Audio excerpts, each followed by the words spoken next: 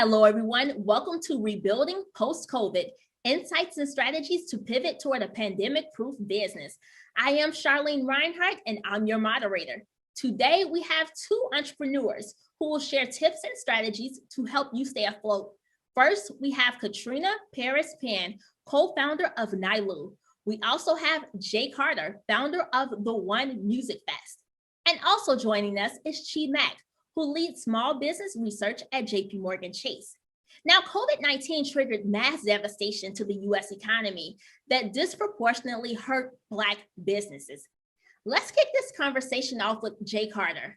Hi, J.Carter, how's it going today? It's going well, Appreciate you guys having me. Glad that you are here. So our first question to kick us off, tell us about your business and how COVID-19 impacted it. COVID-19 impacted, all live music worldwide. So obviously, just our business. Actually, I have a brand marketing agency, and the festival actually is a large activation we do for brands.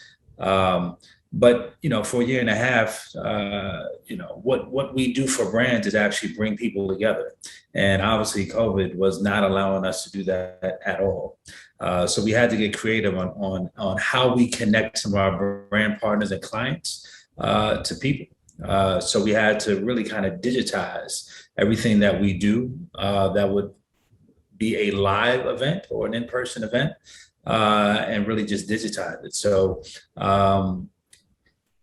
what COVID really made us do is really kind of look at our business and things that we were missing and we're always meaning to build upon. But it really just made us sharpen our tools and pay close attention to those gaps in those areas. And one of those gaps in our business was the digital experience. So actually, I think we kind of rebounded pretty well. Nonetheless, I think we kind of rebounded pretty well, and just leverage technology to reach our audience and to deliver what our brand clients really needed, and that was connectivity. J.Carter, was it hard to transition to an online platform? Were you prepared for that? No, COVID punched everybody in the face. No, you can't prepare for a worldwide global pandemic. So we weren't really prepared for that. But the first thing I told my team when the news came trickling down is the people that's going to survive this thing will be the creatives, the people that are able to think out of the box and to reach out laterally to the kind of their teams or associate teams. To build something collectively. And that's what we did. So we worked with a lot of our brand partners that were still trying to think, how do I still maintain my brand, the level of allegiance to a specific audience during a pandemic where we can't really activate and do the things that we're used to doing. So we had to get creative for our clients. And we came up with about 5 different digital platforms to help connect our brand clients to certain communities. And a great thing about utilizing digital platforms is I'm not stuck to a designated city. Now I'm touching people, nationwide and worldwide, based off these digital activations that we created for our brand partners. Thanks, J.Carter. Now, Katrina, you're the co-founder of NiLu with your husband. Can you explain to us your business model before the pandemic and how the pandemic may have shifted things? So prior to the pandemic, NiLu is a brick and mortar experience store. We're a gift, lifestyle, and home store. So for us, it was all about coming through the door and the magic of the 5 senses really, lending itself to what we had to offer. And one of the biggest things for the pandemic was we had an online presence, but it really required us to have to take if you will, 2 steps backwards to go forward, because one of the biggest challenge we had was trying to convey online the experience that you get when you walk into NiLu, through the brick and mortar. You get to smell the candles and feel and touch things and really experience everything as a total. And for us, the biggest challenge was, how do you convey that online? So for us, it really, took time to really think about what our brand was and how do we convey that, because, not only pivoting online, but if you're, competing with other businesses online, you really have to differentiate yourself. So it really, COVID really had us take a good look at NiLu and where we wanted to be, where we wanted to go, and, further double down on our platform, which is being a place for makers of color. So we felt very confident in what we were offering at NiLu, and we felt even more confident that we wanted to double down and provide that platform via, the internet for all of our makers. So it's really been a learning experience for us to, really think about the NiLu brand and what that means, and, reaching out to our customer base. It sounds like you're essentially creating a different type of customer experience when you transition to an online platform. Were your customers receptive to that? How did they respond? Yeah, absolutely. It's something. It's very similar to how, if you have a restaurant, your restaurant in where people come in versus a takeout, version of your restaurant. So fortunately for us, our customer base, which was at pre-COVID kind of limited to, people walking in from the neighborhood, and as our customer base got, word that we were now available online, they've been very supportive, very supportive. I mean, we have the benefit of being located in Harlem, New York, which is a destination place for, not only domestic tourism, but international tourism.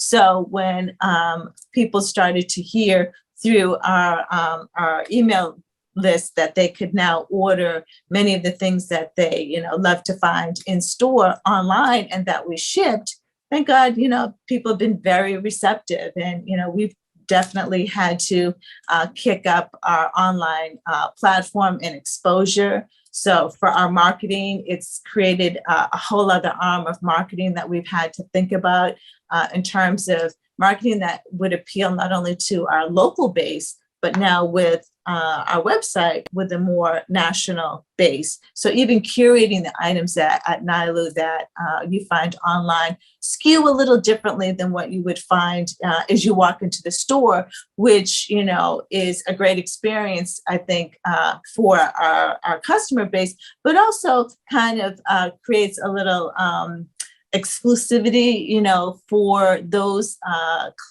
customer bases that are still in the neighborhood, because not everything is available online, but enough that, even for people who may not, who can come into the store, have an option that they can order online and still get, a lot of the original and curated items that we've from various makers across the country. You mentioned a lot of key points, that you had to be creative, that you had to leverage marketing strategies. A lot of businesses were not able to do that. And according to the New York Fed, almost half of Black-owned businesses were wiped out. Wow. Now, Chi Mac, you deliver small business research for JPMorgan Chase. Can you provide some insights into how Black businesses have been impacted by COVID-19? Yeah, so I think we all see that small businesses owned by Black owners were really hard hit during the pandemic. Now, one of the key features, measures of financial health that we look at are cash balances. So during the spring of last year, March, April of 2020, when the pandemic hit, we saw that balances of Black-owned small businesses dropped by as much as 26% compared to the prior year. And this is in comparison to small businesses overall, which we saw that balances dropped by about 13%. So the Black-owned small businesses were much more hard hit during the pandemic. In particular, when we're looking at things like revenues, there we really want to look at the industry, as Katrina was saying, like depending on the type of business you have, it may be easier or not as easy to shift, to online or other types of ways to deliver value to your customers. Now, for example, we see that the hardest hit industries were things like restaurants, which for obvious reasons, but also personal services. So these are things like barbershops, salons, dry cleaners. These are things that really depend on an in-person experience. And for those, for example, for personal services, we saw revenues decrease by as much as 80% during the worst of the pandemic. And this is particularly important because for Black-owned businesses are overrepresented in things like personal services. So we're seeing more Black-owned businesses really affected by these really very severe effects during the pandemic. Thank you for that research. That's devastating. And so, J.Carter, thinking back, if you could go back in time and identify 3 must-have tools or tips for other business owners in order to get out of that pandemic vibe, what would you recommend? 3 tips I would recommend to help get out of the pandemic. Well, I would say definitely have your books in order. I think a lot of small businesses may overlook that a lot. The one thing that came out of the pandemic, I think a lot of resources started bubbling up and opportunities as well. But you had to have certain things in order to take advantage of some of those opportunities. So I know a lot of small businesses whose books may not have been in orders or taxes may not have been in order, so they couldn't really take advantage of some of the money that came available. So I would say definitely your bookkeeping. With that said, I would also say make sure you have a strong legal advisor, a part of your team as well. They can also help you kind of navigate through some of the hardships and make some pretty great recommendations as well. And the final, I really probably have to go back to my original comment, which would be creative and be able to bend and be nimble enough. And sometimes it's really being humble enough to look at your business differently, and just be able to maneuver. Some people are just really kind of stuck in a certain way of doing business, but it's okay to reinvent yourself. As much devastation as a pandemic has caused to a lot of small businesses, there's a lot of people who got really creative during the pandemic and flourished and made a good amount of money. I'm sorry that those stories are far and few in between, but being able to pivot and get a little bit creative about how you look at your business and or how you grow your business, it can do one of 2 things. It brings on a totally new stream of clientele, then also creates new revenue streams. So those, bookkeeping, an attorney, and being able to just be creative and think out of the box. J.Carter, you mentioned something earlier. You said having your books in order, because if you don't have your books in order, you won't be able to take advantage of those grants and opportunities that people were providing. And as we saw, a lot of Black-owned businesses were not able to qualify for PPP loans that were given out. That's right. The first 2 times we applied, our books are in order and we got denied. They had a shuttered venues opportunity grant that became available for people that have businesses kind of structured like ours. So because one part of our business is live entertainment, we used the live entertainment side of the business to apply for the shutter venues, because in essence we move and act as a promoter in that space, and we got approved for that grant. So I mean that was a blessing. But initially, even with our relationships with a lot of banks, we didn't get approved, and or for the amount of money that we thought we should receive, we did not. So it was relationships and having our books in order that really kind of pushed us through, in regards to being rewarded grants and money. Katrina, do you have any tips on how small businesses can pivot? Absolutely. I think that there are a plethora of things that you have to consider as a small business owner. And during the pandemic, everything kind of hits you at once. I find that having a plan of action is probably the first thing that you need to think about, because that's going to give you the direction that you have to work towards. It's going to give you more of a bite-sized piece in a very overwhelming time. I think also for us, knowing what your brand is key, because if you don't know who you are as a brand, you're not going to know how you're going to position yourself among your competitors and just in the marketplace. So it's very key. And I think that consumers these days are very mindful of where they spend their money and how they spend their money. So knowing what your brand is in an authentic way is going to allow you to have the sustainability that you're going to need as a business to continue those type of relationships with your customer base. Another thing is that there's no reason to reinvent the wheel. If you know what your industry is and you see your industry, how they're pivoting, and coupled with knowing what your brand is, it positions you better of having a plan of knowing what direction you want to go into and what's viable, actually. Those are great insights. So have a direction, knowing your brand, and really understanding where you want to go without reinventing the wheel. Absolutely. Now, you have some great research on that. As small business owners start over, how can they increase their chances of survival and actually thriving? Yes, in research that we did before the pandemic, we really looked at what factors go into small business survival, especially in those critical first few years. Now, two things stood out in this research. One, the amount of cash buffers that small businesses had, and the size of their revenues. Let me talk about each one. So the cash buffers, this is how much in cash reserves you have to cover your expenses in the event that you don't have, revenues.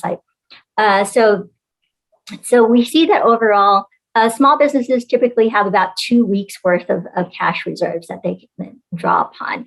And unfortunately for Black-owned small businesses, they have lower cash reserves. Now, these cash reserves are really important in times of distress and like pandemics, because that cash is going to be able to tide you over until the Congress passes relief programs, or until you have time to retool your business, to change your business model.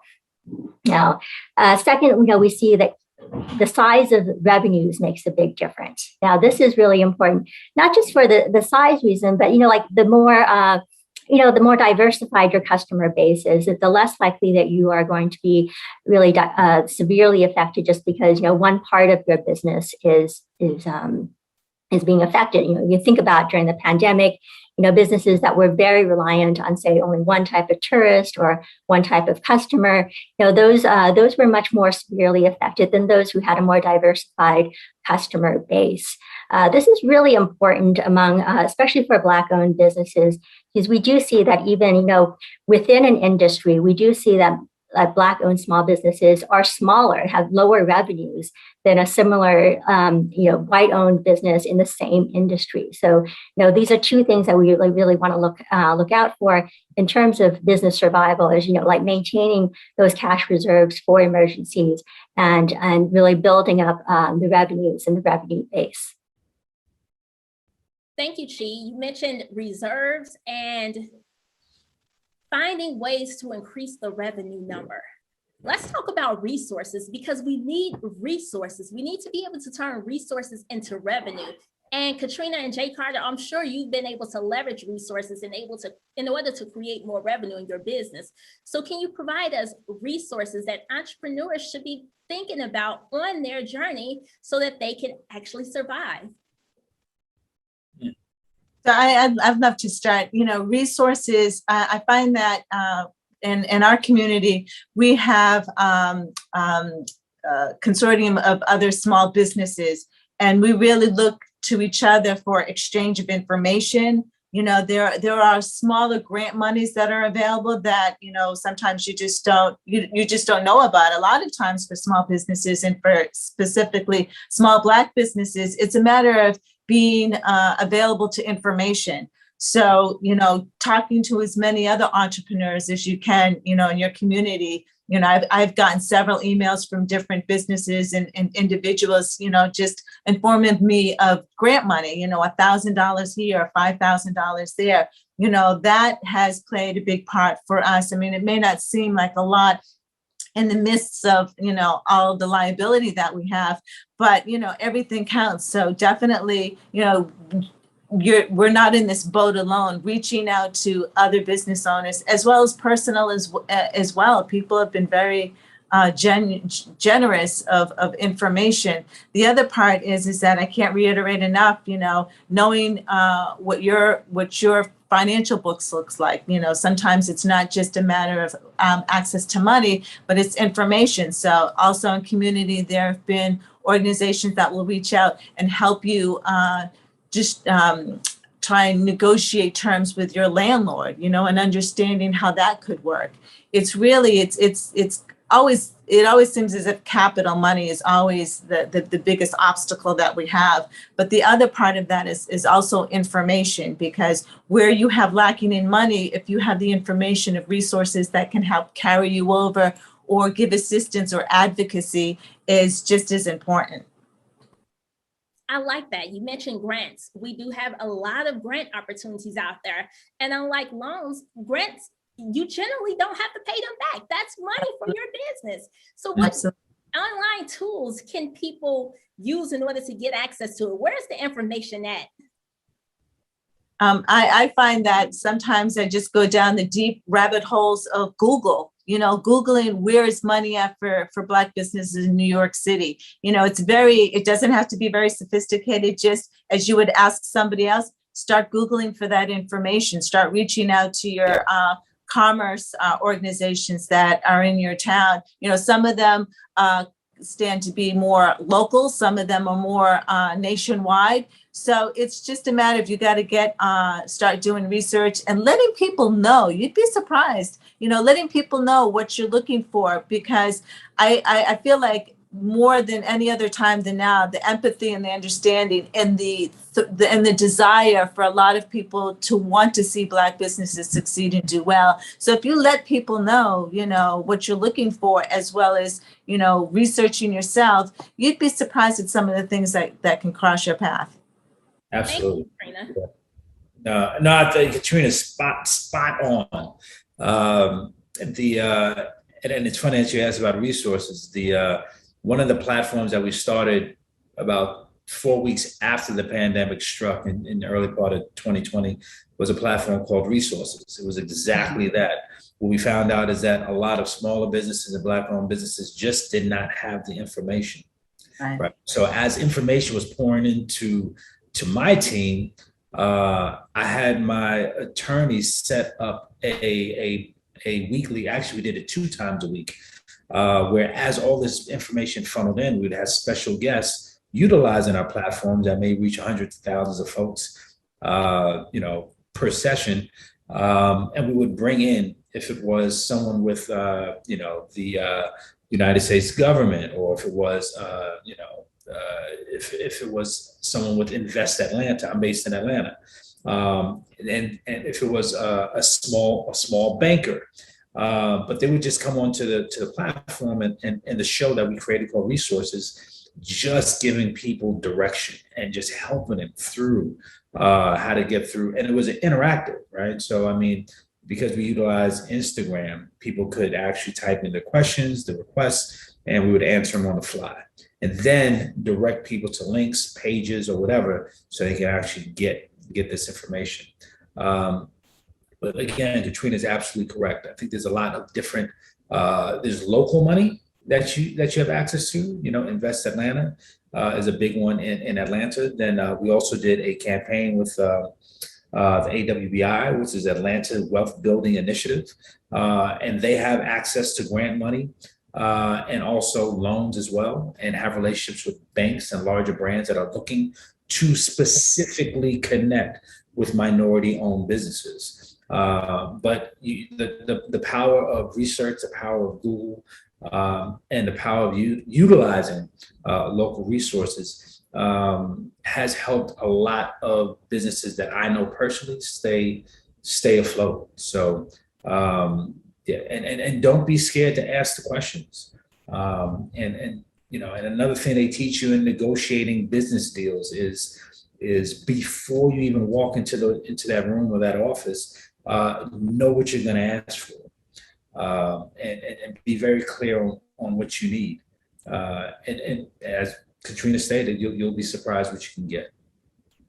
If I'd like to add also, as Black businesses, I feel like we have an opportunity. We have an opportunity at this time for, with Black Lives Matter, with all of the different things that are going on. A lot of larger organizations, companies, corporations want to align themselves with Black businesses. And I think that this is our opportunity to make them accountable and to make it long-term, to make it more than just February Black History Month, to really set forth, well, what are your intentions throughout the year? If you're really looking to support a Black business, what's the sustainability that you're going to offer? What partnerships that go far beyond just 30 days in February or 28 days in February? But really making, those organizations accountable, because, they need us as much as we need them. And so I think that it's really, our opportunity to really make them walk the talk, long term. This is really good. And here's a common theme that I heard throughout this conversation. There are opportunities. We just have to be willing to take action. Chi, you provided us with the research and said African Americans have an opportunity to create more revenue in their businesses by diversifying their audiences and what they provide. J.Carter and Katrina, you've shown us examples of how you have been able to pivot. That is huge. For anybody else, take notes and make sure that you walk away with one action item before you leave. Identify what is that one thing I'm going to do to make sure I can stay afloat. I want to thank Chi, J.Carter, Katrina for having this much needed conversation today. This wraps up our panel on rebuilding post-COVID. Thank you.